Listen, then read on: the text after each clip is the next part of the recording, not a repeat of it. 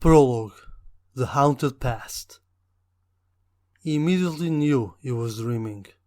His brother was nearby, sitting over a rock, observing the landscape beyond the hill it surmounted. Green grass and sparse trees spread over the gentle adjoining slopes. John Cassini inhaled and then addressed the other man. "You're dead." Francis Cassini seemed not to listen, gazing at the distant horizon, lost in one of his frequent digressions. But that was for but a moment. When he turned to John, his smile was joyful. "Yes, I am," he said, as if it was nothing special. "I'm dreaming." John's brother shook his head, much like a teacher that finds one of his students saying something too obvious.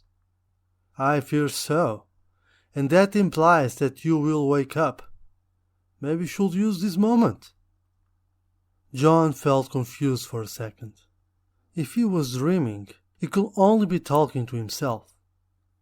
Being so, that image of Francis was only a projection of his mind, an illusion. The notion that he was able to make that kind of thinking while dreaming scared him. He took a deep breath. "I never had the chance to say goodbye," he confessed at last. Francis was smiling again. "Do you feel better now?" "Not really." "Then it had no importance whatsoever, brother." Francis rose from the rock and gave a step forward. He opened his arms as if he wanted to embrace the entire universe. "I had a good life, didn't I, John?" "It was too short, Francis." Again the older brother turned to the younger one with a smile on his lips.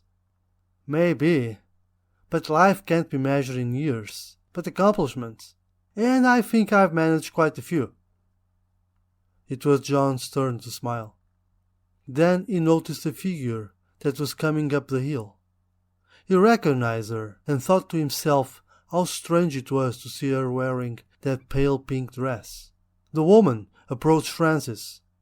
Well, John thought, if Francis was in that dream, then it made sense for his wife, Beatrice, to be there too. After all, both had perished in that terrible ambush back in Lusitania. "Hi, Beatrice," he said, raising a hand and noticing how awkward it was to be saluting mere creation of his mind. She smiled back at him regardless.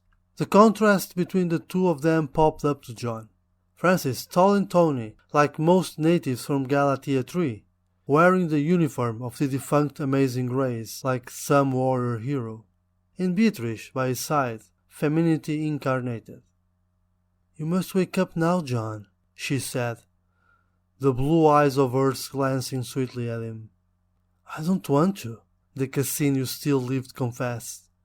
"It has to be, bro," Francis rebuked deadpan. "They are coming. You have to get out of here."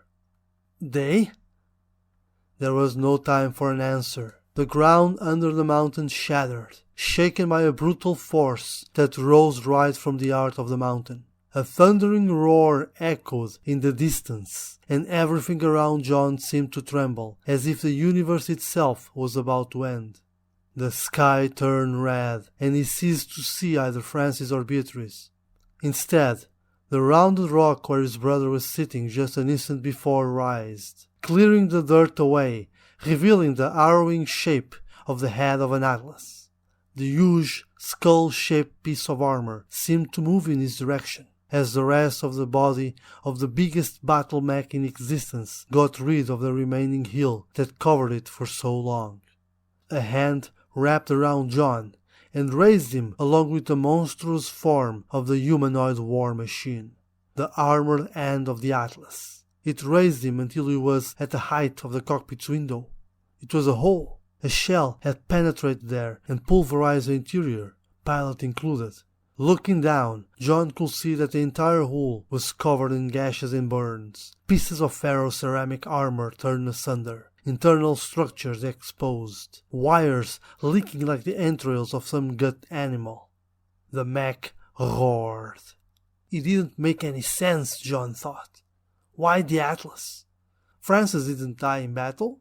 He was set ablaze by a laser beam before he was even able to get to his machine. "Kill me if that's what you want," he yelled, trying to get heard over the terrible noise emanated by the 100-ton monster. And then he knew that the machine wasn't roaring anymore. It laughed. It was laughing out loud at the end of the universe. That monster was the bringer of the end of all things, the angel of death, the beast of the apocalypse. And then the laughter ceased. The armored hand opened, and John fell into the void. He woke up with the ground shaking and the windows shattering.